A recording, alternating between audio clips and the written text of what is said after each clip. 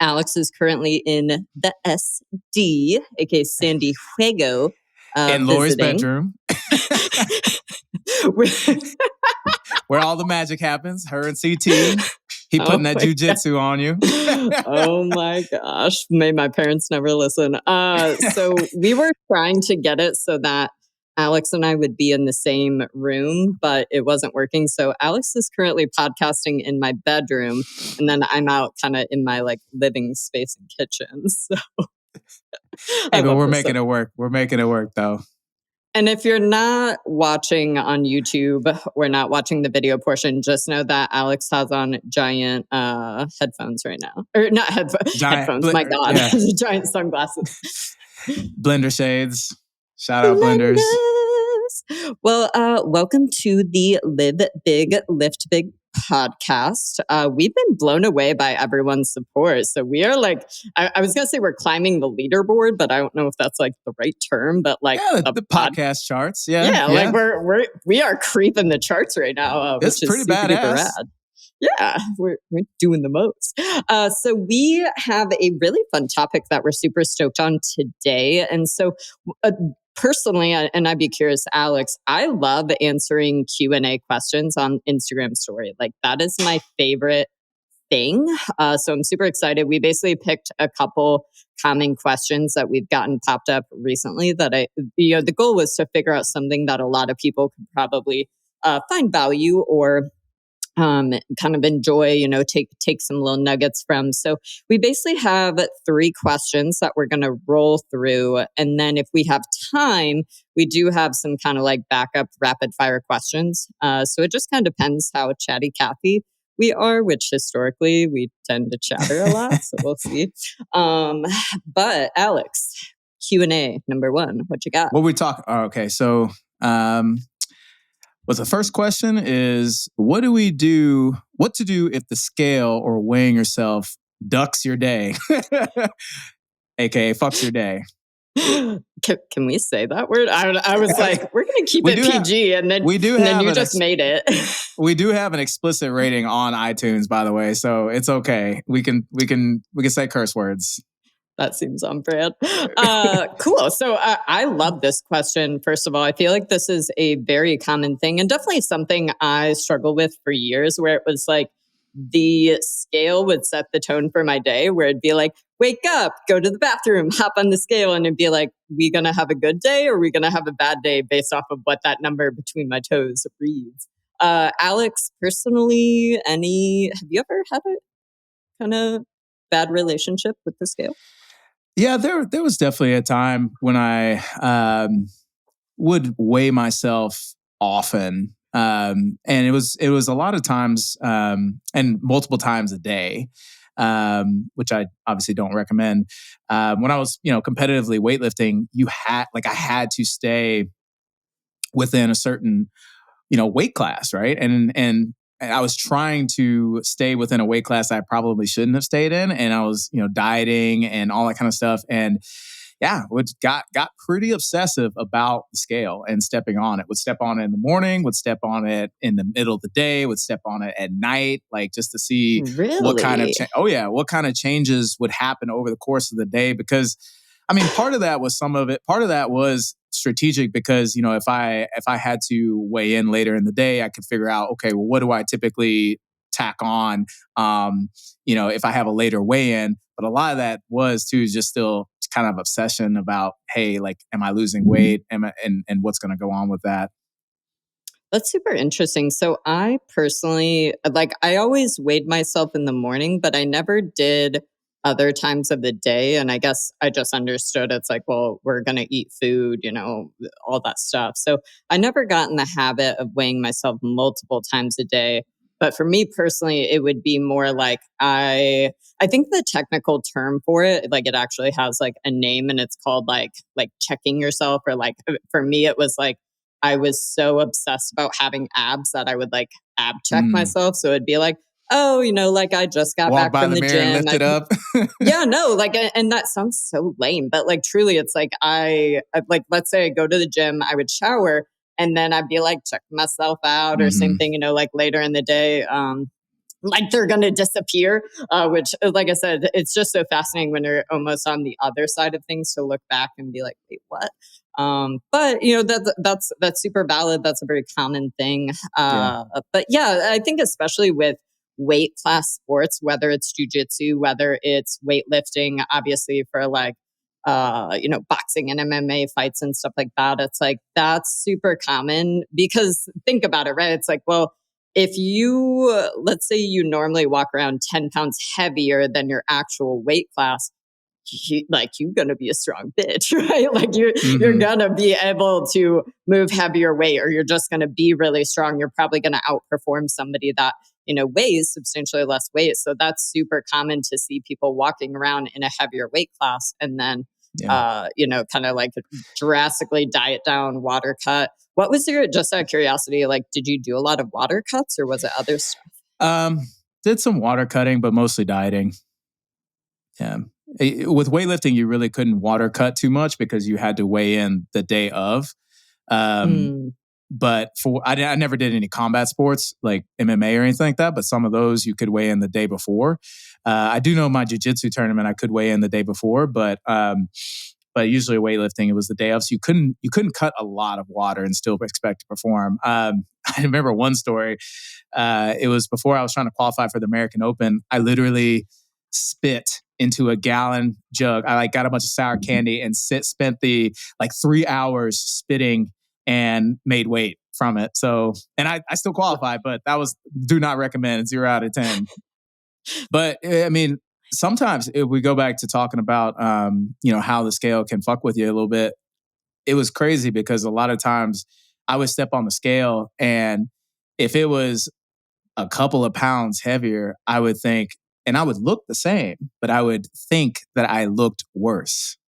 And this happened too when I lost a lot of weight and I started to, show a lot more muscles and I can see like a lot more ab definition. I'd step on the scale and it was heavier and I'd think, oh, like can't see anything anymore. And it was crazy how that kind of perception played into stepping on the scale. Well, and it's like, it's so common to get attached to a certain number. And I think the most Hmm. interesting thing is that, like, fast forward in time, when you look back on that, like, oftentimes you just don't, like, we never have this accurate perception, oftentimes, of what we actually look like versus like what other people see when they see us. And so it's like, it's so common for people to be like, oh, I just want to be like, insert the blank number again. But then you look back and it's like, but also it's like you had different priorities, different levels of commitment. Like you're just in a different stage of life. You might have been a different age. Obviously, if Hmm. you have been, you're having kids, well, your body is just never the same after you have one kid, let alone multiple kids.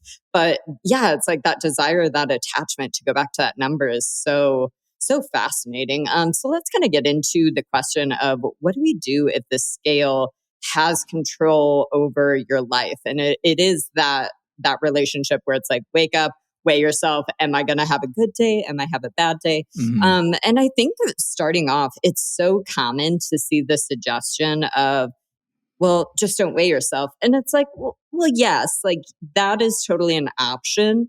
We don't need to weigh ourselves every day, but mutually, I do think it's just important to also throw out the idea that, like, if we're just avoiding something and we're not doing it, we're not really addressing the root issue there either. So it's like, do you need to weigh yourself every day? Well, like, no, like I haven't weighed myself in months and months and months, right? But mutually, if I stepped on the scale present day, I would see that number, and it literally is just a piece of data. There's no emotion. There's nothing there. But it didn't used to be that way. Like I said, like years and years and years, it was like obsessively stressing over what that number said. And so I think it's really important, regardless of whether you are weighing yourself, whether you want to be weighing yourself, just understanding that it's just one piece of data that we can use, but mutually, we want to be looking at other feedback, regardless of what endeavor we're going after, right? It's like if we're trying to gain muscle, if we're trying to lose body fat, if we are just at maintenance and we're literally just living life and making sure that, we feel good during workouts and we're doing the thing, really important feedback, more so than the number on, that little scale, would be, well, what do we feel like when we walk into the gym? How is our gym performance? Are we feeling super strong? Are we smashing workouts? Are we hitting PRs? Or reversely, are we bonking out during the middle of our run or hitting a wall during our workouts? Or again, we're not progressing our lifts. What's our soreness and recovery like from our workouts? What is our energy levels like? How is our sleep, our sex drive, our mood, our digestion? There's so many things there that, yes, we can pay attention to the scale, but those are the really, really big movers. Those are the really big shakers. And so, for me personally, it's like, obviously working with a variety of clientele, and we have to meet people where they're at. And so for some clients, it's like, they wouldn't, hopefully the goal is, again, hey, can you step on the scale? And we don't have any emotional Yeah. reaction. It is quite literally a number. It's a data. That's the most ideal, right?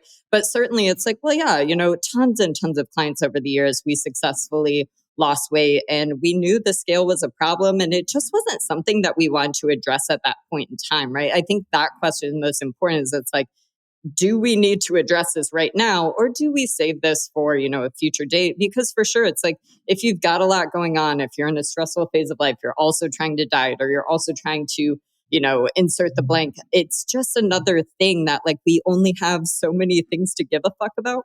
So we have to be, it's like, just like anything else, we have to be willing to do that work. And so whether or not somebody is in the headspace to do that work, we have to figure out, when that right time is. But, it's like, ultimately at the end of the day, we can get from A to B, we can gain muscle, we can lose body fat, we can do insert the blank.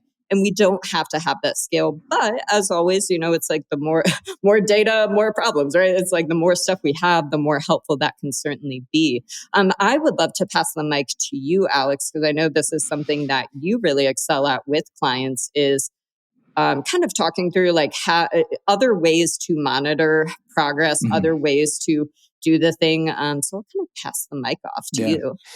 Yeah. So I mean, we don't necessarily need to use the scale to measure progress. A lot of times, the scale really isn't the best indicator of what's actually happening to your physical body, like in terms of aesthetics, like how you look. So I've had clients literally the same weight, but look completely different 6 months later after spending time, eating enough food, resistance training and things like that. And they're the same weight. They haven't lost or gained any weight, but their body composition is different. So like your weight is not the only thing. It's a piece of the picture, but it's not the entire picture. So, if we're looking at trying to get a good indicator of like what's happening to your body, we should look at other metrics and measuring things like, I like to use tape measurements, for people. They can be a little How bit often are you tedious. having them do that? Side note, because it's So like, obviously we yeah, don't want them doing that like daily or maybe daily, even right, weekly. right. Yeah, so something with like tape measurements, we're not going to see a bunch of changes day to day, and arguably we'll see changes week to week, but we may not. So anywhere from once a week to a couple of times a month, I think is reasonable to take tape measurements, and you want to take them across different sites of your body. And there's guides online on where to take them. I think the biggest pain is people don't know where to take them, and then they kind of have different spots and stuff like that. But as long as you're consistent, then that's fine. And actually, I really love. One day they're above the Yeah, like above the belly yeah, button. The next yeah, week yeah. they're over the. I really love these tape measures that automatically cinch and they're digital. Maybe we can link it in the show notes or something like that. But you can find it on Amazon, but it'll automatically like cinch and then give you the readout. So because doing it by hand or having somebody else do it can be a little bit tedious. But I like to do It's tape like when measurements. people want to do the calipers with like Yeah, yeah, the yeah, little crab yeah. claws. Yeah. So I like to do that. And then also pictures. Pictures are fantastic. I know a lot of people don't like to take pictures, and that's that's another discussion. I think we could even go into at another time. But I think pictures can be very helpful because, again, you can see changes in the way that the body is shaped, but the weight may not necessarily be different. Again, like I have a client and we did nothing. Actually, we increased her food intake, and she had actually better body composition. She was leaner, and we could see that in the pictures, but her weight stayed about the same. So again, it's not always going to be about what the number on the scale is. And if you're taking pictures, maybe I would suggest it depends on kind of your goals, but I would say once a month would be fine.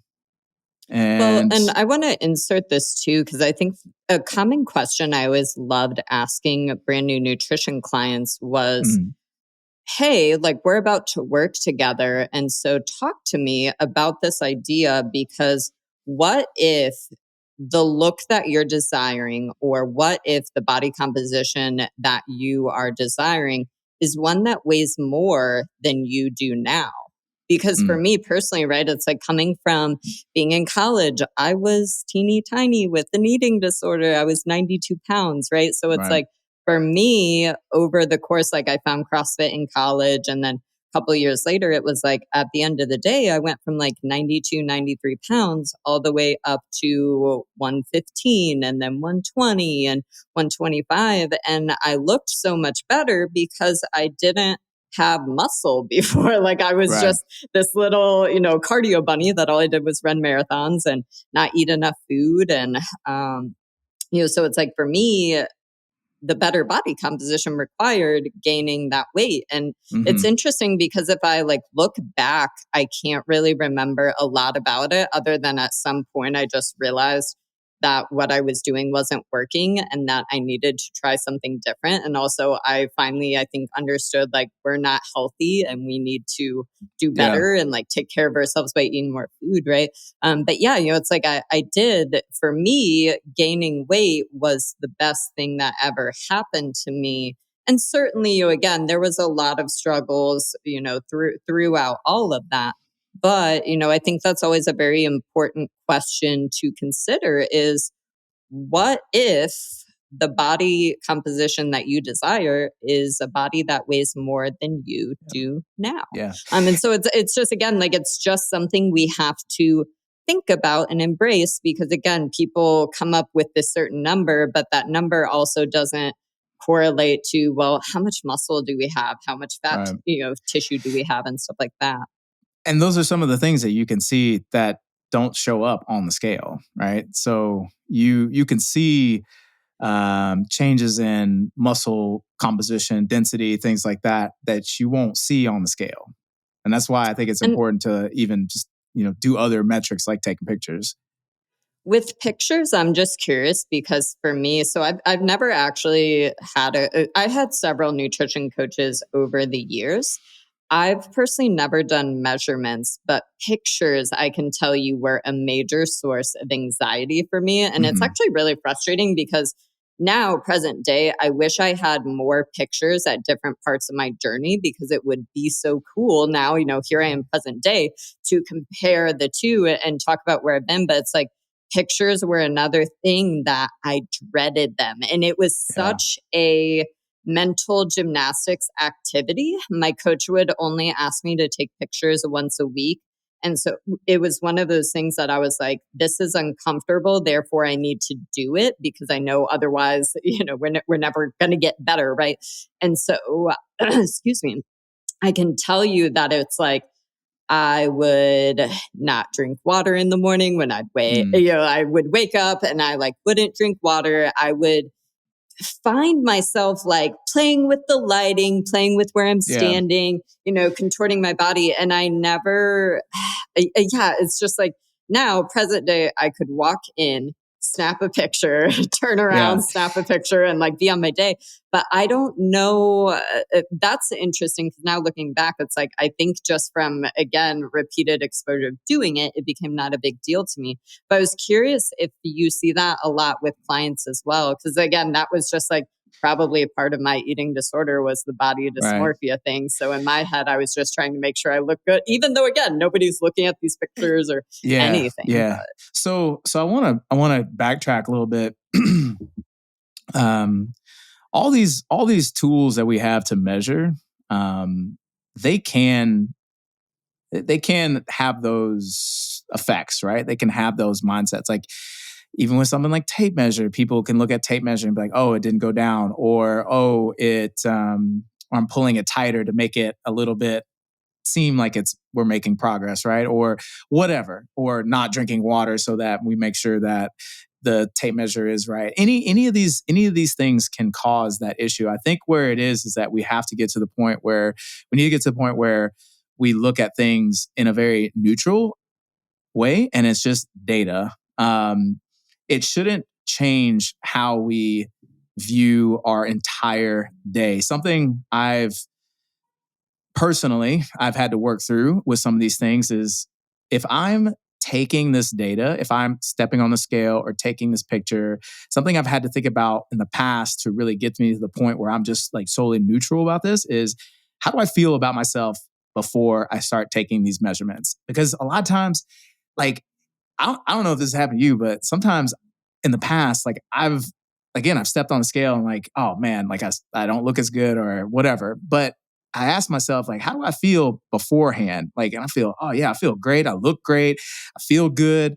And then I step on the scale, nothing should change because nothing changed, right? Nothing changed from the 2 seconds that you took the measurement to now. So I think that's something that really helped me to really let go of these numbers dictating how I would feel for the rest of the day or how I would feel about my efforts.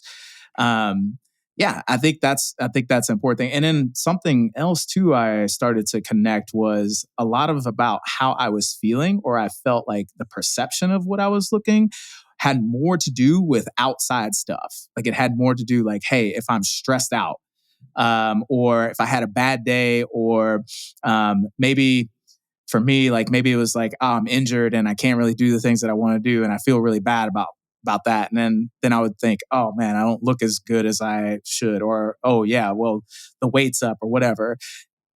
It has nothing to do with that. Nothing changed. And that's what I think helped me a lot to disconnect from that emotional attachment to the numbers. totally. I love all of that. To answer your question, that was actually if for clients I had that were using the scale and it was part of the data we were collecting, I actually had a journal, if we'll call it a journal question, but it would be like, hey, how did you feel before Mhm. you weighed yourself? And then, that number. And then again, is there anything you want to comment on after you weighed yourself? Because again, once we know that's a thing, then we can Yeah. address it. That's you just brought up an excellent point, and it's something that I have talked about regularly over the years, especially like during the panini and during shutdown when everybody was just so stressed out. When we are in a place of stress is commonly when we're also the most hypercritical of our body, what we Hmm. look like, our body composition, all of that stuff. It's like they go hand in hand Yeah. because again, it actually doesn't have anything to do with your body. It's having to do with that perception and stuff like that. So I think that it's such a good reminder and something to always come back to. And it's a question that I commonly, again, if I ever find myself in a rut where I'm just like having a bad body day, I'm asking myself, hey, let's press pause for a second. Let's acknowledge that we're feeling the way we're feeling. How is my stress? Hmm. What outside factors do we have going on? Because it's kind of that awareness piece of, again, then we're able to kind of come back to it and just meet ourselves where we're at also and kind of start working towards it from a little bit different light of compassion and Yeah. understanding and stuff like that. Because it truly is just like giving yourself grace. And that's something that can be so difficult and so hard throughout your journey and stuff like that. And one thing I wanted to add on to all this too is that's like, especially when we are in a place that we're trying to achieve a certain outcome. So if we're like, hey, I'm trying to actively lose body fat, I want to change how my body looks. Well, it's like if we're looking for something, it's like watching paint dry on a wall. It's like watching a Mhm. pot boil, right? It's like when we're looking for things is also when we feel like we're not seeing progress or it's not happening. And that kind of spiral starts. And the honest answer is it's just like, listen, like action with expectation is the absolute worst way to approach anything in nutrition or fitness. It's like you got to just show up and do the work and trust that the work you're doing is good and it's good enough. And it takes And if it's time, not, right? So change it, right? Like that's what mhm. that's what the power of the data is. Because I tell my clients this all the time. It's like hiding from the data does not allow us to make good fact-based decisions. And you need to make fact-based decisions when it comes to if you have a certain goal, um, like particularly like fat loss. We've got to look at the facts. Like if we cannot feel our way through it, we have to look at the actual facts. And this is how you do it. I think it would be really good to kind of tie up this question of what to do, if the scale causes a tizzy and causes a problem, to also just cover some reasons why the scale might not be doing what it's normally doing or why we might see the scale moving. I'd be super curious for you. So I am right around like 116, 117 pounds. For those that don't know, I'm not tall. So everybody on Instagram thinks that I'm like 5'6", 5'8", like a monster. And then What they are you, meet me in real 5'2"? 5'3", 5'3", right? asshole. 5'3". Okay. Asshole. Okay. Hey. um, but yeah, it's like, imagine like you're so excited. Like it's like people would meet me in real life. And then the first thing that would come out of their mouth would be like, oh, you're a lot smaller than I thought you were. And you just be like, I'm a little balloon, like, wow. So I'm really tiny in real life. Like genetically, I've always been that way. If you look back to pictures of me doing competitive gymnastics, I was like the runt of the litter, and among all of these big dogs, right? So I'm just genetically built that way. I'm just a little teeny tiny person that has like really pushed the potential by lifting heavy and doing a lot of strength training and stuff over the years. But I'm super tiny, so it's for me personally, the scale doesn't fluctuate a ton. I would say anywhere 1 to 2 pounds is pretty reasonable. I'll give the asterisk that obviously the more we weigh, the more potential we have to see water fluctuations and stuff like that. But generally, for the most part, if I were to go on a spree and like weigh myself for a week, the scale would probably be kind of within the same like 1 to 2 pounds. Obviously it's going to go up if you're traveling. It's going to go up if you drink alcohol or go out to eat, eat a lot of salt. And we'll get into those things. But for you, Alex, how much does your body weight tend to shift kind of day to day? I could look at it actually. I got some apps that track it. So actually, I want to touch on some things too, like some really great apps that you can use, or something like Happy Scale, that will take a lot of those fluctuations and they'll average it out. Or Macro Factor, you can log your weight in there. It has a really nice smoothing function that will take all those fluctuations, and you can look at the actual true trend, which is super helpful. Because a lot of times those fluctuations, like you don't understand, like, and they can also fuck with you, right? Because you see, oh, I'm 3 pounds lighter, and then we jumped up 3 pounds, and I didn't make any progress. But that's not true. It's just a natural fluctuation. So, I mean, to answer your question, I think generally anywhere from 2 pounds or so, I usually fluctuate. But I've seen as high as like 5 or 6 pounds, depending on what I was doing. Like if I was super dehydrated, or if I ate a lot of sodium, or kind of sore, inflamed, it can fluctuate quite a bit. So, and that's all normal. Your weight's going to fluctuate daily, but that's where it helps to have some things that you can see the trend over time. Totally. Well, because I think that's the biggest trap. And so again, I don't want anybody to think that like, present day, I'm far from removed from doing like one-on-one coaching. I haven't done that in years for nutrition. But it's like, I by no means was the coach that was like, you shall, weigh yourself every day. It's like, again, I'm very much like, I meet you where you are. So if you're down for the ride, like, yeah, weigh yourself, but reversely, like if you don't, whatever. But it's like for so many people, well, if you only weigh yourself once a week or twice a week, the issue that you Yeah. run into is again, well, what if you did have the incidents that some sort of incidents that's going to cause a little bit bigger shift? So let's say you didn't sleep one night, or let's say, again, you were traveling, you're on your period. So, again, the scale goes up. That's kind of the risk you run, is it's like you create this self spiral of, oh, well, I weighed myself and I gained 3 pounds. It's like, well, yeah, maybe you're high today, but what were you the other 6 days of the week, right? So Right. that's kind of just something to keep in mind, is it's like, if you're only doing that, and you're only weighing yourself once or twice a week, just keep in mind, you might be catching yourself, on a high Yeah. day, you might be catching yourself on a low day. Yeah. If you weigh yourself once a week, I would say you need at least 3 weeks to determine whether or not you're gaining or losing. Probably closer to 4, because again, if you're menstruating, like that 4th week is probably going to be high, and we're going to see that almost every time. So I'm a big fan of more frequent weigh-ins, but I know that can mess with people's heads a little bit. So you really, like Laurie said, you have to meet yourself where you are with that. And I think ultimately, if the scale is something that bothers you and you don't want to use it, you don't have to use it.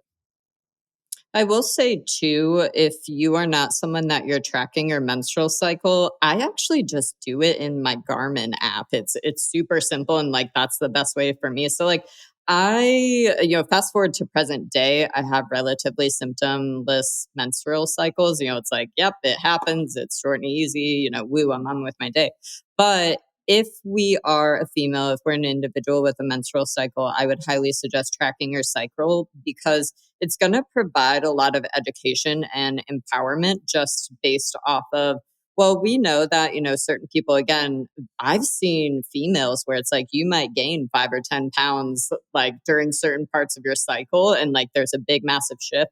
Same thing, some women are going to see like very drastic changes around ovulation time versus during their period and stuff like that. So I'm really big advocate for cycle tracking, because then again, it gives us the ability to press pause and kind of assess, hey, okay, this is how I'm feeling. What day am I in my menstrual cycle? Oh, shoot, like I'm about to start my period in 2 days. No wonder why I'm spiraling about my body, or I'm feeling really uncomfortable. I'm feeling really, puffy, swollen, all that stuff. So, just a side note, big fan of cycle tracking. And if you're like, yo, I know nothing about my period, that was me too.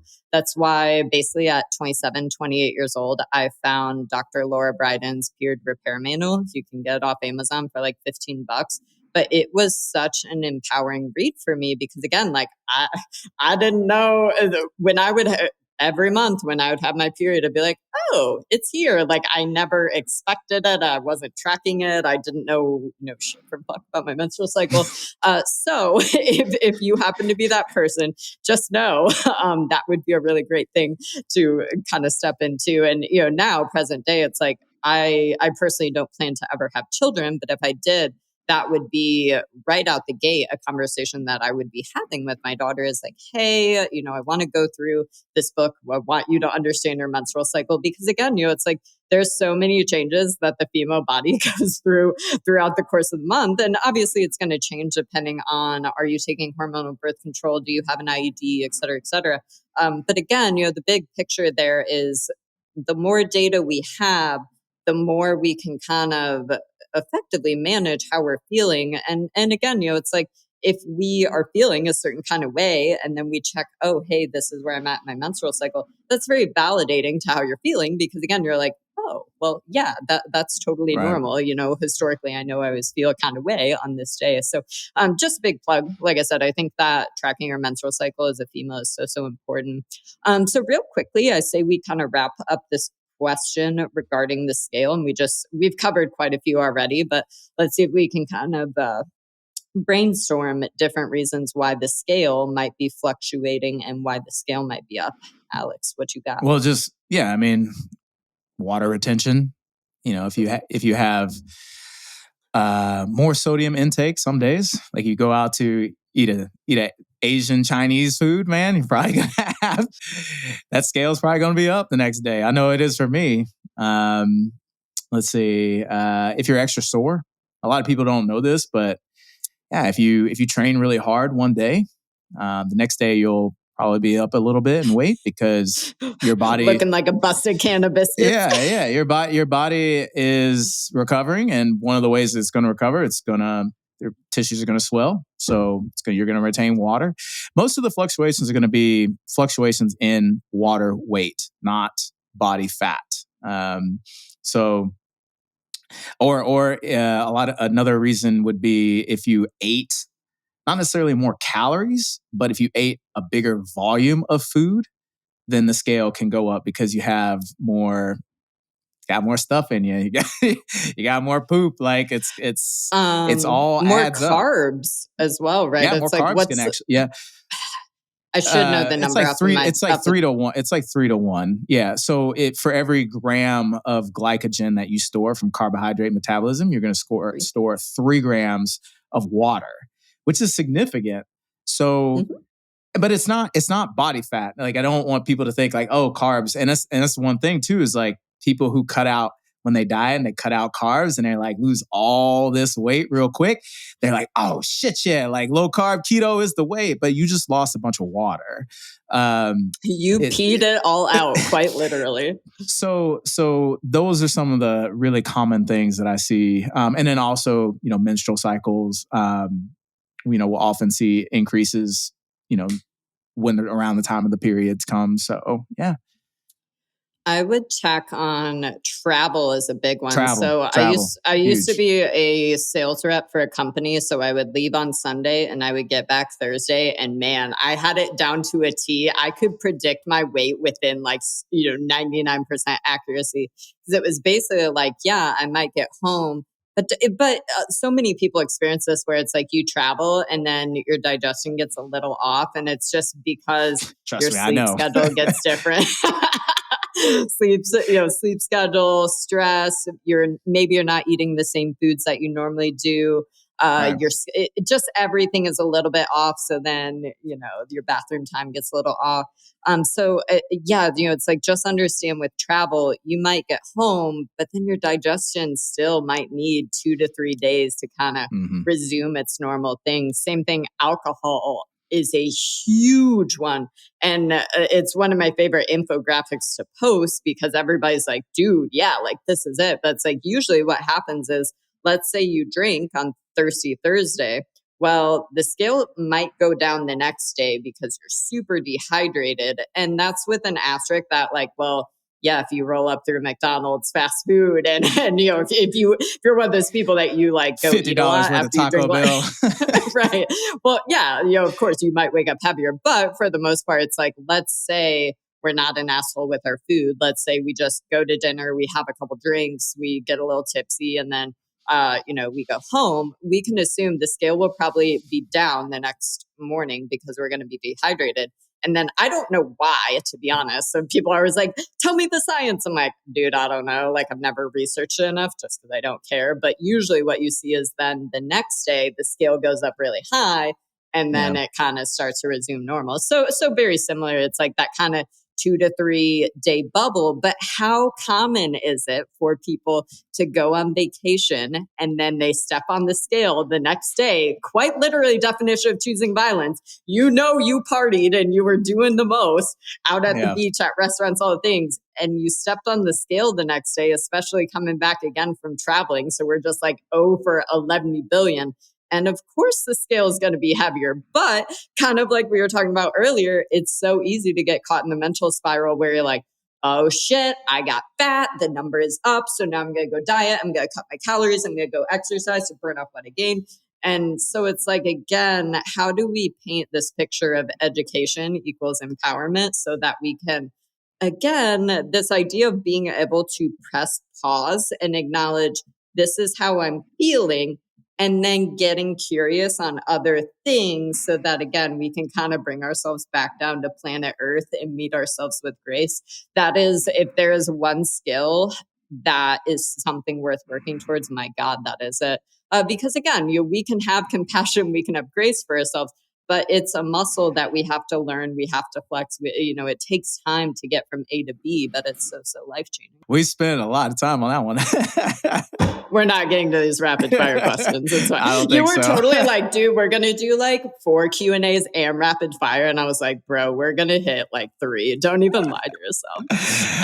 I'm very excited about this second question because this is something that I personally struggled with so hard and just really struggled with this for so many years. And so I actually like took notes because I wanted to make sure that I like hit all the talking points and all the things, because again, I just know this is such a common issue. And so that if somebody listening to this, if it can help them, like that's my goal here. So the question number 2 that we're going to address is the idea of, hi, I struggle with taking rest days and I struggle with taking time from working out. And so obviously this is a split road. There's a lot of people out there that they struggle to get to the gym. They struggle to be motivated and go do the thing. If you're a fitness fanatic, if you're really into, fitness in the gym for whatever reason, if the gym is life, the gym is bae, there's a lot of people, especially I would say in the high intensity communities, whether that's Peloton, spin class, CrossFit, Orange Theory, there's a large community and a large population of people that they really struggle with this hashtag no rest days, more equals better. If I can go to the gym and do more, well, I can make more progress. Excuse me, progress. I can make Say more Illinois. progress. I can get bags. I wonder how many people would get that reference. We're just going to leave that there. Bags. But yeah, how many people are struggling with the opposite problem of, well, actually taking rest days gives me anxiety. And what is a rest day? Like, what am I supposed to do? Like, the meme where it's like Pablo Escobar and he's like sitting on a swing and he's all alone and sad. But like, truly, it's like, what am I supposed to do? Like, the gym is what I do. So like, what am I supposed to do with that? So I kind of wanted to start with just how this anxiety and this issue of being terrified to take rest days started for me personally. And so I found CrossFit in 2012 when I was in college. And so the gym that I joined, everybody, no joke, was stage ready. Like everybody was so shredded, so strong, like such tremendous athletes. And the reason for that now I understand it. Anybody that's from a college town, there's not much to do other than drink and party or work out. So like that's why like if you talk about like Columbus, Ohio, there's really tremendous gyms like, for powerlifting and strength like training and all that. Gym Tan Laundry, like Jersey Shore. 100. Like there's nothing to do. So you go one of two ways. You go the Jersey Shore party way, or you go the I'm just lift and be the best athlete I can be, or whatever it is. And so at this gym that I was at, everybody was just so strong, so shredded. Everybody was working out 5 to 6 days a week. Like that was just the culture of kind of like do the most. And so in my brain, here I was little shrimpy Laurie. Again, I was 92, 93 pounds when I found CrossFit. And so in my head, the story or the narrative that I kind of built for myself was, well, if I just start doing more, I can catch up to everybody. If I just work out, it's like I started and it was like I would go to class 5 days a week. And then slowly 5 days became 6 days. And I don't think at that time I was doing 7 days a week. But our gym, it's like they had class Monday through Friday. And then Saturday was always like a fun partner workout. And obviously it's like, if you're in a CrossFit gym, like Saturdays is the party, it's the fiesta, like you go and, have fun with your friends and stuff. So there I was, working out 6 days a week. And so same thing, it was like, I would take the class workout, but then came the weakness work. And then came, oh, well, I really want to get kipping pull-ups, or, oh, I want to figure out this muscle up thing, or, oh, I can clean and jerk really well, but my snatch sucks really bad. So I'll just stay and I'll do a little extra work. And so this progression from, okay, you're working out 4 to 5 days a week for an hour became, okay, I'm working out 5 to 6 days a week and I'm adding on, 30 minutes, 60 minutes, All 90 the minutes of extra extra stuff. stuff. Yeah. Yeah. And it was again from this place like, oh, well, I suck at it. So I need to get better at it. So of course, if I want to get better and be my best athlete, like I have to do the most. And so over time, how that extrapolated out, especially as I got into competitive CrossFit and I realized, oh, like I'm actually really good at this thing. I was coming from a competitive gymnastic background. So I had that. I was marathon training before CrossFit. So I would dust you in any sort of like Nancy, any sort of workout that had, running and the thing. And so I was really good at gymnastics. I was really good at cardio and conditioning. And I've always been the person, because I came from a gymnastics background, my overhead lifts were tremendous. And I have really, really great body awareness. And so I had really, really high 1 rep maxes. And so I was just like a really great CrossFit athlete, kind of right out the gate. And so as I got into competitive CrossFit, it became this spiral over time that I would drag myself to the gym no matter how much sleep I did or didn't get. I was working out 5 to 6 days a week. And, it didn't matter how sore I was. It didn't matter if I was sick. I was definitely that person. I again, want to punch myself in the face, but it'd be like, I'd be at the gym, like hacking up a lung and still like doing the most and lifting. Right.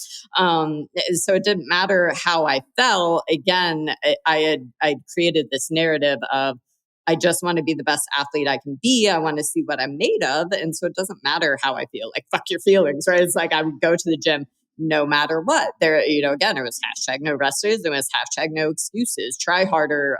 Put on your big girl pants. So like whatever toxic narrative that was, like I was all aboard the ship. And so same thing. A really common one was if I missed going to the gym due to travel, work, family stuff, whatever it was, I would go to the gym and I would double up on workout sessions, and I would make up whatever it is I missed. So like, let's say I was gone Monday and Tuesday and it's now Wednesday.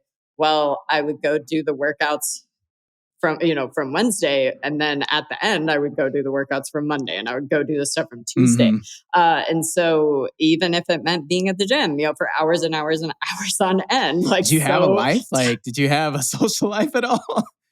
I mean, I think I was so deep in like the CrossFit Kool-Aid that, again, it's like when you realize, oh, I'm very natural at this and this comes so easy to me and this doesn't come to other people. And so I think in my brain, again, it was like, you would be doing yourself a disservice to not see what you're made of and not figure out, what's going on there. So, fast forward over time, again, years and years later, well, here I am competing at CrossFit regionals, which is, something that most people aspire to do, right? It's like, that was the bar. It's like, well, yeah, the games, obviously, but like regionals was a big deal. And so we were training again, like you got to do the most. So we were training a lot. And so we competed at regionals in 2016. I got drafted to a CrossFit gym the next year.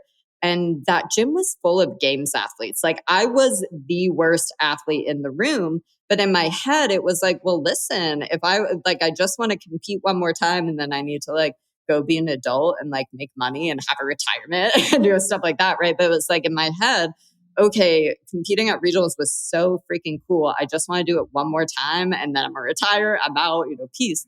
And so I got drafted to a gym where everybody, like quite literally, the girls could snatch what I could clean and jerk, right? So what better place to be at to level up? Because again, it's like you become who you're around, right?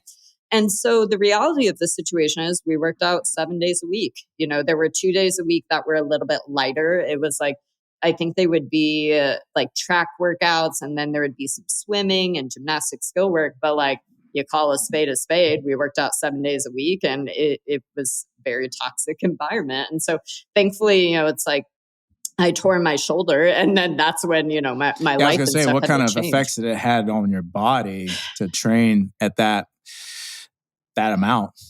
dumpster fire. Yeah. And I want to back up too. It's like, for me, again, like the big things I was scared of, because a lot of this came from that place of fear and that place of being scared. And so I was so terrified of seeing the number on the scale go up. I was so terrified of missing workouts, because in my brain, again, that meant, oh, I'm going to lose my abs. Oh, I'm going to lose progress. Oh, I'm like literally. And again, it's like, I just like wish I could hug a little younger Laurie, but it's like in my brain, I really thought like no, like full stop, no bullshit. I really thought that if I missed a workout, that I was going to like lose my gains, my lifts were going to go down, I'd like lose all my strength. And it comes from lack of education and understanding, right? Like that's the thing I now have, and I can look back and have grace for myself. But so to answer your question, it's like the breaking point for me was I had shoulder surgery in 2017, and same thing, it's like this is something that I dealt with the repercussions of for so long afterwards, but in my brain, I just want to compete one last time, and the timeline for you it weren't was thinking about when the long term. No, God, no. Yeah. So the carrot that was dangling in front of me was, okay, like I completely tore my shoulder. I had surgery the next week. And if you looked at a calendar, quite literally, the recovery timeline, I wouldn't have been able to put up and do like the open workouts, but it didn't matter for CrossFit. For CrossFit, it just mattered of who are we sending, to regionals. And so I had this carrot dangling in front of me that, hey, if you get shoulder surgery and you can freaking rehab and recover, you could still be competing on that regional floor later this year. And that's where I fucked up. Like truly, because here I had surgery. I think it was a Tuesday. I don't know why that's oddly specific that I remember, but I had surgery on a Tuesday. And I, like, honest to God, breaks my heart. By Friday, I was in a sling on the assault bike, like back at the gym and starting to do things. The breaking point for me was I had just gotten groceries at HEB, and I had just gotten into my car, and every bone in me was tired. Every woman in me was tired. I was emotionally exhausted, physically exhausted, mentally exhausted. Like I could not fathom going to the gym that day. And I just bawled, like literally broke down. It is like 11 a.m. in the morning, and I'm bawling in the HEB parking lot in my car, because my teammates were basically texting me asking, hey, where are you? Like, we're trying to get started. Like, when you showing up, or like everything okay? And so that was the big kind of aha moment of, LCK, like we got to do something different because this ain't working anymore. And so, fast forward to now, what I know and what I understand is that ultimately the fitness industry profits so much off of our insecurities, our self-doubt, our lack of fitness education. And like recovery and rest days are the secret sauce to adaptation. Like if you are trying to be the best athlete you can be, if you're trying to gain muscle, if you're trying to lose body fat, whatever it is that you're doing, we need regular rest days to rest, to relax, to recover, recharge. The analogy I've gotten in the habit of using over the past few years is that rest days are like putting gas in the tank. Deload weeks during programming are kind of like oil changes for the body. We need both on a regular basis to keep I the love car, that analogy. aka you, Yeah, the oil change. moving, right? Yeah. But the thing is, right, it's like we would never try to drive our car on empty, and yet so many of us, fall in the habit of asking our body to do that same thing. And so, for me, you can't get better in the same place that made you sick, right? Even at that point, like I understood, there's no way I'm gonna find a better relationship with the gym, with exercise, obviously with my body. Like we ain't finding it here. And so I understood it was like, yo, I gotta change my environment. I gotta get out of here. And it's like if nothing changes, nothing changes. And so at the end of the day, everybody in that gym was amazing. They're amazing people. but it just wasn't something that was serving me any longer. And I understood I had to put myself in a position to succeed. And so I immediately switched gyms. I hired a one-on-one coach, which is now ironically my business partner, Brian Borstein. But initially back then, I hired him to just hold me accountable. And so I knew that this wasn't something that I could go at alone. And so I knew that I needed somebody to lean on during the days that it got hard, during the days that I couldn't do it myself, but also just to kind of like pass off some of that burden. And just again, have somebody that could be my cheerleader and have somebody that could be that voice of reason when I'm mentally spiraling, or just when, call your ass again, out, right? yeah, no, again, 100%. You're gonna sit in your car and he and did. try to pep talk yourself again, or what? Like, totally. And go home. so, in addition to that, I hired Brian, I hired a one-on-one coach for myself. I changed gyms. The two biggest things I did in addition to that were I took up a journaling practice. And so anything that was bothering me, or anytime I was starting to like have a spiral, I was getting on the hamster wheel of doom, I would force myself to sit down. I'd open, pen to paper and just get my feelings out, like word vomit and no judgment, right? It's like I would just quite literally write down whatever was on my mind, whatever I was thinking, get it physically and metaphorically, like take that backpack of burden off of my back, and then be able to, again, it's like when we unload like that, well, then we can kind of come back in a more reasonable headspace and be able to look at things from a little better place. Then again, kind of like even we were talking about with the scale stuff, can be so easy to respond emotionally rather than, a little more neutrally. But most importantly, for sure, and this is something that, again, I wish I had done sooner, was I hired a licensed therapist. I started going to counseling regularly. And that was something that friends were telling me for years and years. It's like I spent so many years in a abusive and unhealthy relationship during college, especially as a kid. I just endured a lot of trauma, a lot of things that you hope most people don't have to go through in life.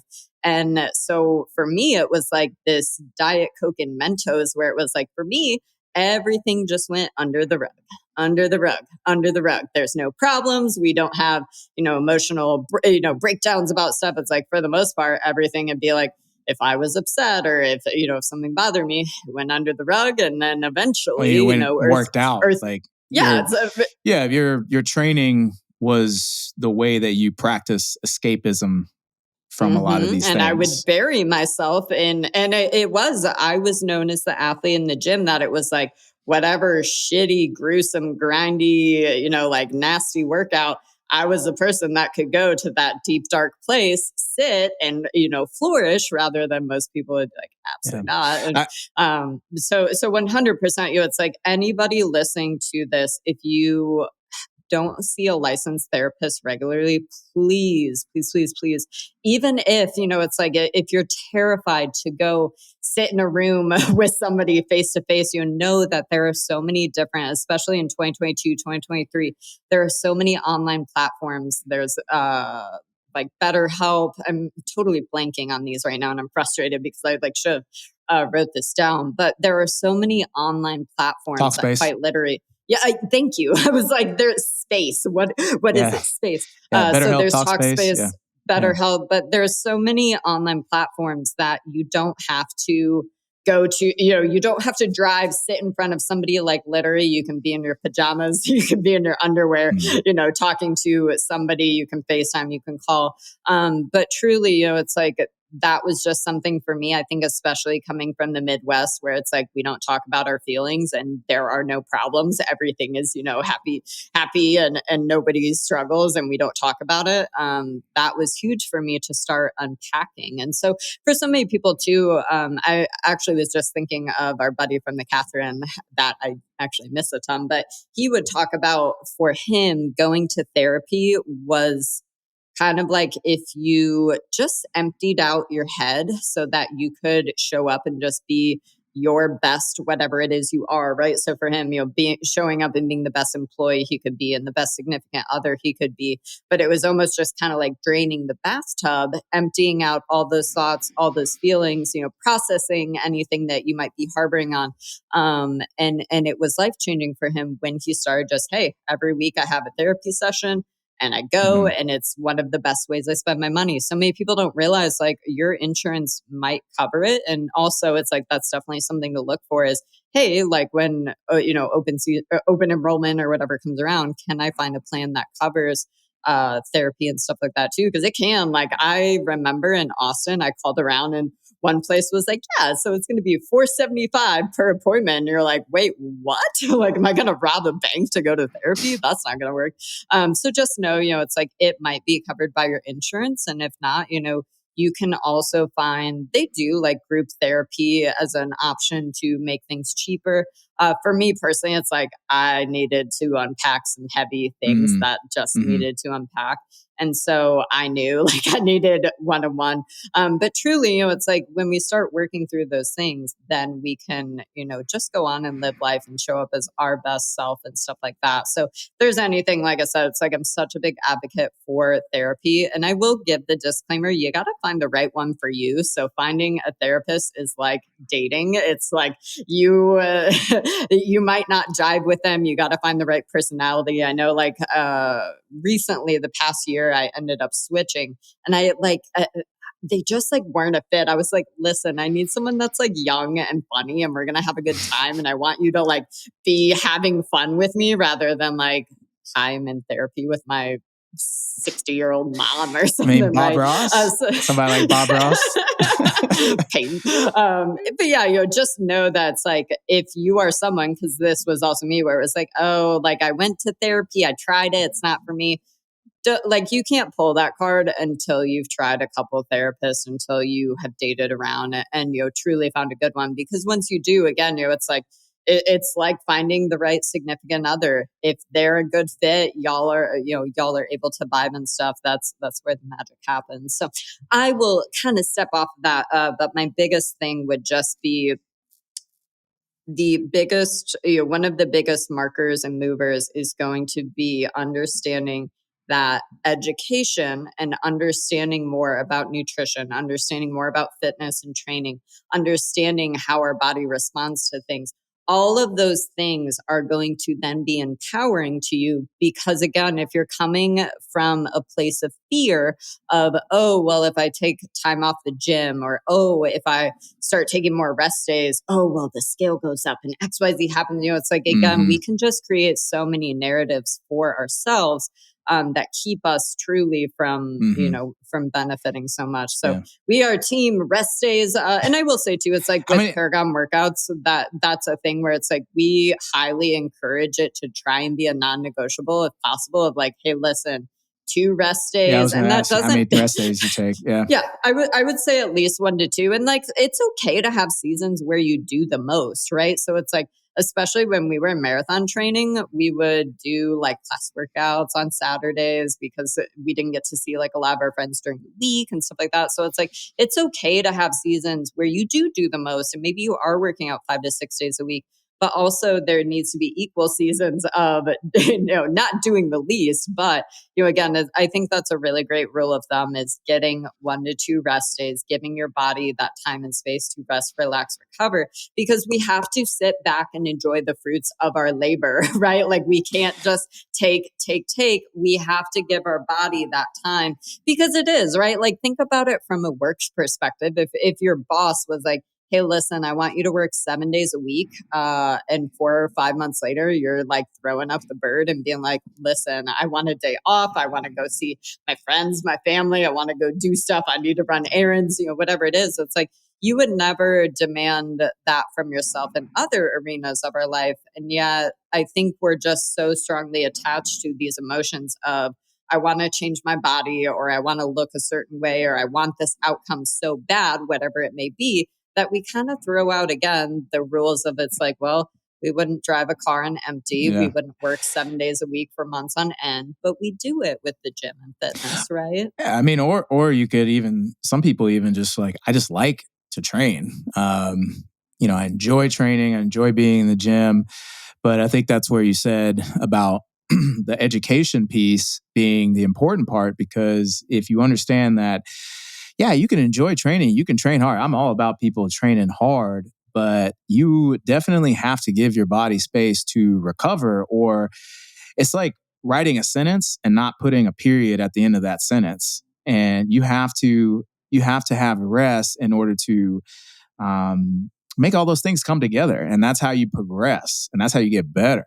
So I think once you understand that and recognize that, like, hey, like, you probably perform better and nothing's going to fall apart if you take a rest day, then yeah, train hard and recover hard too.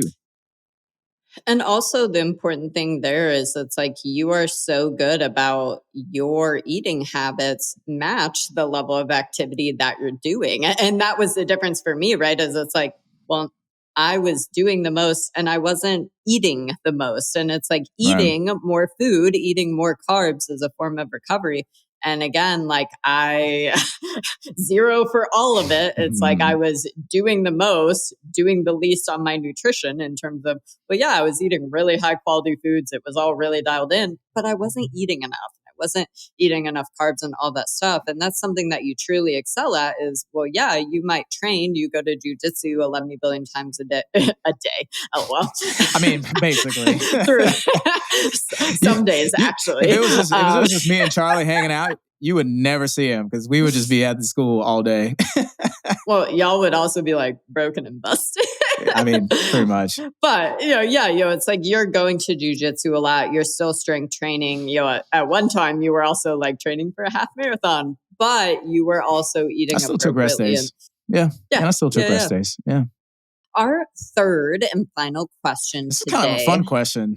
This is a fun question. Yeah. Was the question of, are abs genetic or are they made in the kitchen? Alex, I'll let you start and then I'll chime. Where do we even start? Where do we even start with this? I don't even know. Because I feel like abs are the absolute like golden pedestal of fitness. Everybody wants to have a 6-pack abs. I mean, if you look at any fitness magazine, or rather, no, people don't use magazines, but Instagram, right? You always see people with their shirts off, and the most shredded of abs. I know I can remember, man, when I first started training, I was weightlifting and doing all this stuff, and I was like, man, I don't think I'll ever have abs. And that was one thing that I always coveted. I was like, I want to have a 6-pack, and eventually I got to the point where I did get lean enough to see my abs, but I still didn't have that 6-pack. And I was like, what the fuck, man? Like, I do all this work and I still don't have this like pow, pow, pow, pow, And it really bummed me out. It really got to me. And no matter, I tried really hard, and no matter what I did, I still couldn't get that look that I could see on everybody else. And do you think though, sorry to interrupt you, but I'm thinking specifically of Instagram. I'm thinking specifically of social media. And there's so much discussion about like basically like the generation below us going to be like super effed up because it's like they only see these highlight reels and they only see, people's good days, not their bad days and stuff.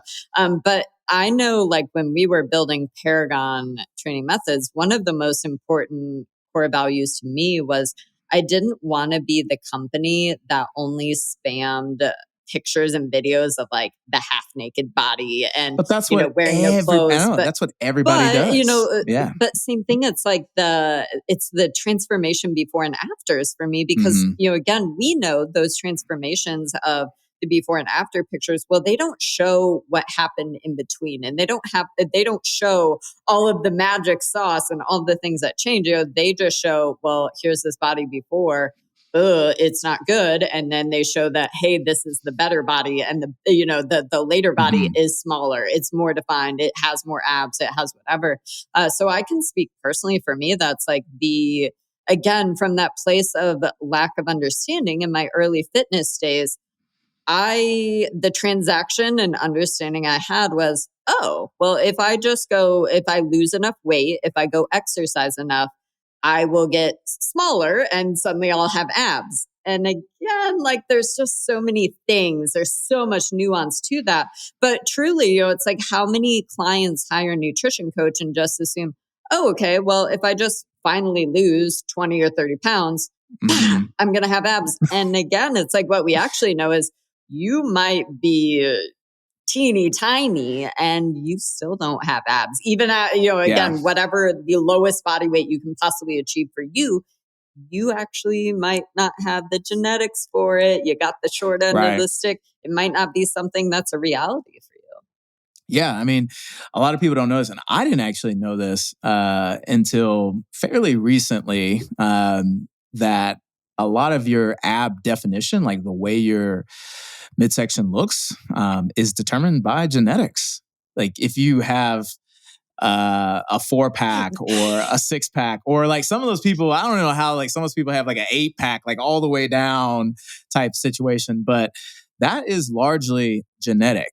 And Well, but we also can't like change that. some people have like the sticky outy abs. Some people have like the innie abs. Like, do Oh you know what I'm talking yeah, about? yeah. Because No, like I know exactly what you're I talking have the about. innie abs. Like I don't Yeah, like some people it like perks out like a turtle shell, and it's like, nah, dude. Like mine are like yeah, they're yeah. there, but like they ain't like like what comes to mind is like Ryan Fisher from Chalk Performance Training, Annie Mhm. Thor's daughter. It's like they got that turtle shell, and Right. I've never, my body ain't built like that, And you right? know what's interesting? You know what's interesting about this is that you'll see people that look like this, and then you start to think, everybody looks like this. But you have to also start thinking critically, because perhaps the people that have these bodies, they're where they are because they already had this body, right? They're already in the fitness space, and because it's already the body that they have, and it already looks the way that we think is what we're supposed to look like.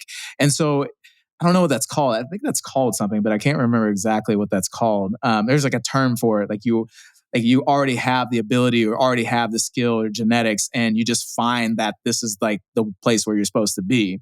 So Well, I wouldn't it think, be like your natural set point kind of? It's like well, no, but it's like you already have these genetics, and so therefore you already fit this mold, and therefore like this is the peak pinnacle of what you're supposed to look like, and then you're just where you are supposed to be, right?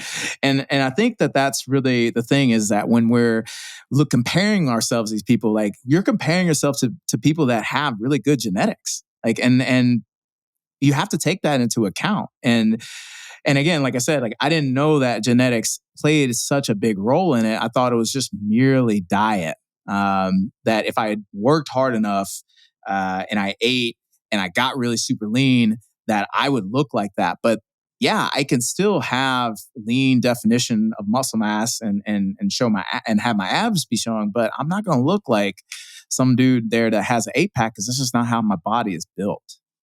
And that's such an important understanding. Who actually comes to mind is Brian Borstein, my business partner from Paragon. But it's like when you look at Brian, like when he's also been training 25 plus years, right? So it's just like he is a monster. He's a total beast.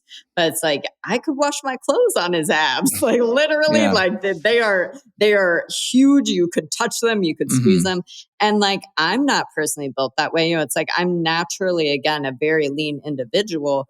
And I have definition like from the side, and I do have some from the front, but it's like I've never in my life had like the actual little like squares and rectangles. Like Mm-hmm. maybe if I was like coming out of surgery and just like a little cactus, even more than my like natural existence, right? But it's like I don't have, yeah, it's like I've never had the abs that you see on some people. And it is, it's like it's just everybody. Like sometimes people even have the abs, and again, if you're not watching this, I'm gonna like tell you what I'm doing, but I have my hands out in front side by side. But it's like some people's abs actually aren't even symmetrical Oh side to yeah, side. So and yeah. that's how Brian's are, is it's like they're almost like Mm-hmm. little like bricks or Mm-hmm. little things where it's like they're actually kind of offset, which is And crazy. that's But all genetic. The appearance of these muscles, it's all genetic. So, and I'm not saying that you can't ever train core exercises that's not useful, or it's not useful to work on your nutrition, because you can still achieve a physique where you have a lean body, lower levels of body fat and muscle definition. But you have to think about it. It's like, you're not going to look like everybody else. You're going to look like you. So that's what you have to work. That's what you have to come to accept. Totally. Well, and there's so many things to unpack here, right? Because it's like you do have to build abs to see abs, right? Like if I think of little, Yeah, a again, muscle like 92, anything else, right? yeah, like Yeah. little 92, 93 pound me in college, like I was teeny tiny. I could physically could not have been any smaller, but I didn't have abs. I was just tiny and I was running marathons. I wasn't lifting. I didn't find lifting, for several years later. But again, I had no six pack, no ab definition. But again, in my head, I thought, oh, well, if I just get tinier, then I will see Mm-hmm. abs, right? And that's just not it. So just understand that, it's like there's so much nuance to all of this. But when people say abs are made in the kitchen, likely what they're referring to is actually more body fat levels and Yep. level of leanness. And so what I mean by that is it's like me at 115, 116, 117 pounds, yeah, like we got some abs, we're pretty shreddy, but reversely, it's like if I'm at 120 or 125 pounds, they're not going to be super visible. And also Mm-hmm. keep in mind too, it's like that's a drastic body percent change for me. That would be like a 5 or 6% change just to go, 5 pounds up. But yeah, it's like we do have to be lean enough or small enough to see that definition. But if you haven't spent the time, and I think for so many people, this is a common talking point for clients where it's like, if all you've ever done is diet, diet, diet, and all you've ever done is gone to that ATM that is your body and you've just tried to take. Well, your body never had the tools and it never had the surplus of calories at any time to actually build muscle, aka build those abs either. And so it's this awkward dance of like, well, hey, so when I diet, am I going to get abs? And you're like, your guess is as good as mine, bud. Like maybe if in a former lifetime when you were at a different body size, like you had them, then yeah, you might. But again, it's just like I've had clients where they were super teeny tiny and then they were really bummed when they realized, man, like genetically, like I just didn't get this thing. Well, and again, you got to ask yourself too, if that's the only thing that you're doing this for, you gotta think about that for a second, because I mean, there's so much more to eating healthy, training, getting strong than life. There's so much more to life than just what you look like. Honestly, I'm gonna say it. Fuck abs, man. Abs are overrated. Like honestly, I've had it abs before. I've not had abs before, and I would say I would rather be happy and be able to do whatever I wanted than sit here and have to, constantly micromanage everything I'm eating to stay at a level of leanness to have a fucking shredded up midsection. Because I will say, Alex, when I first met you in 2017, I had a tiny amount of angst towards you because it's like you'd be rolling through Whataburger training and still have abs, and I'd be like, I am doing the most right now. But I didn't. And that's what's funny about that, because I didn't. It didn't. I had to work for that, and I had to make a lot of. I had to diet really hard to get to that point. And honestly, I've been on both sides of the coin. And where I'm at now is very sustainable for me. And, I don't have, super duper, hey, we can wash stuff on there. But I feel like I look pretty good. But I'm way more happier not concerning and not worried about looking in the mirror and seeing if my abs is there. Like, fuck all that, man. Like, it's not work. It's not the whole thing that makes health and fitness. It's not the holy pedestal of health and fitness.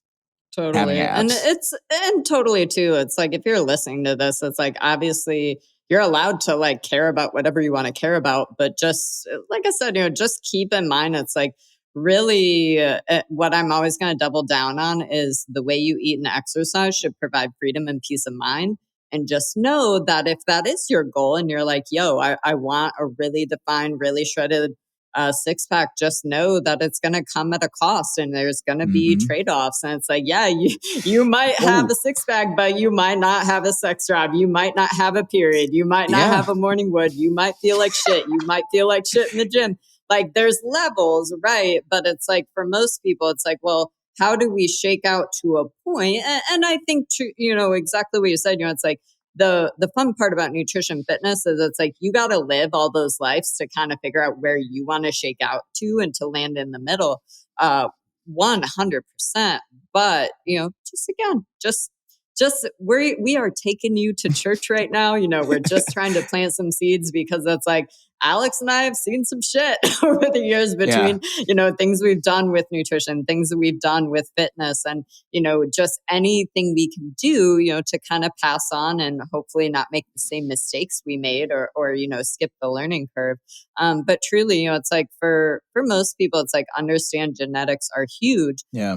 Understand that some people might be at super low body fat or super low body weight and still not have abs, but also know, and I think that again, we talk about social media can be where dreams go to die. Pinterest definitely can be where the dreams go to die. I'm still not doing the TikTok, but I know that TikTok is where dreams definitely go die. But understand that most people don't select good core exercises and they don't do them regularly enough or, et cetera, et cetera, et cetera, right? So it's like, what I mean is, how common is it to be at the gym and you see people like doing sit-ups or like the half sit-up where they just like curl their upper body, but they're not like doing anything versus, well, shit, man, like it's a big difference if we are doing strength training and we're doing heavy squats and heavy deadlifts. If we are doing we're also training the core work, doing that. Yeah. We're doing rotational work. So we're doing like heavy Russian dumbbell twists. We're doing stuff like hanging knee raises. We're getting movements with a huge ass range of motion, like toes to bar or strict toes to bar. Hanging knee raises are one of my favorite things, but we're getting that like open to close hip action, or even think about like a V up, right? Like we literally go from laying flat on our back, fold it up like a pancake, and then fold it back.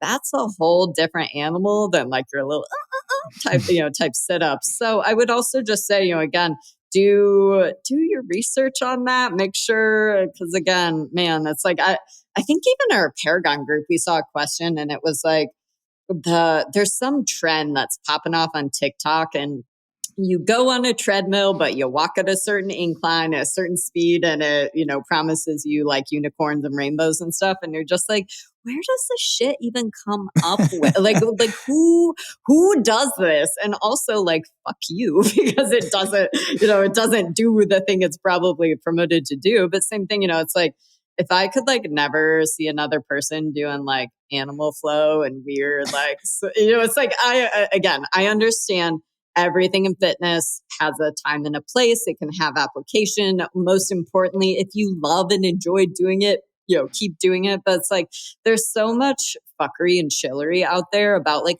oh, just do this and it'll snatch your waist. Like, stop saying that phrase. First of all, stop this like snatch your waist, snatch your, like, no. But again, it's like your body doesn't really work a lot of the ways that, again, it's like, if you're looking at something and it's gone viral on TikTok or Pinterest or Instagram, it's probably a lot of bullshit. Like that's a really good freaking rule of thumb. If it is popping off, it's probably not sexy, because we know that nothing that really pays dividends and works, in the nutrition fitness space, it ain't sexy telling people again to follow a smart training plan and take rest days and eat fruits and vegetables and go to bed at night. It's like, that's the stuff that moves. But yet you've got people on social media being like, oh, just do this fancy treadmill thing and suddenly you're going to lose all the weight. Or, oh, if you just do this one exercise and jump around like a dummy, you're going to get shredded six pack. It's like, stop. It's it's like the modern day grocery store checkout magazine rack. That's what that is. Dude. Talk about Cosmopolitan, Shape Magazine, Women's Health. I feel like I'm missing one more, but like I literally used to like go to Barnes and Noble because I didn't want to like pay for it because it'd be like a broke college kid. So I'd just go to Barnes and Noble and like flip through all of it, be taking like screenshots on my phone or whatever. Like, bless it, right? But yeah, Yeah. it's like it's super clickbaity, and again, it's always like there's this level of sexy. The more flashy, the more sexy it is, the more people are like, oh yeah, fuck yeah, Yeah. that's got to work so well, and you're like, like Yeah. maybe again, check your sources. So Yeah. I will, stop on my little rant there, but truly, it's like just know with the abs thing, it's complicated, and that's not a sexy answer, but it's complicated. We can be doing the same things and we can achieve entirely different results. And there's a whole lot more to getting healthy, getting fit, getting stronger, eating better than, chasing this holy pedestal of one part of your body.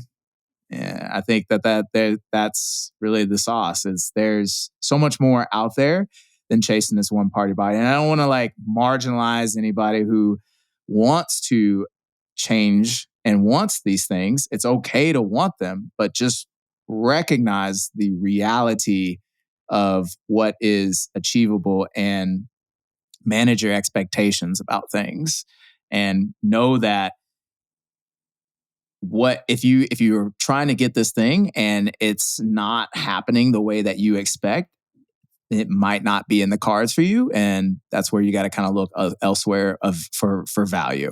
Hopefully that helped kind of paint the picture. I think that these three questions, like, I'm so stoked to release this episode. This was litty titty. This was a banger, and I think these are all going to help a lot of people. So hopefully next episode, we'll continue to problem solve through technological difficulties and situations. But hopefully we're continuing again. It's like we should have like one super fancy camera set up for this. Hopefully, soon we can do two. And it's just going to be, getting better with time.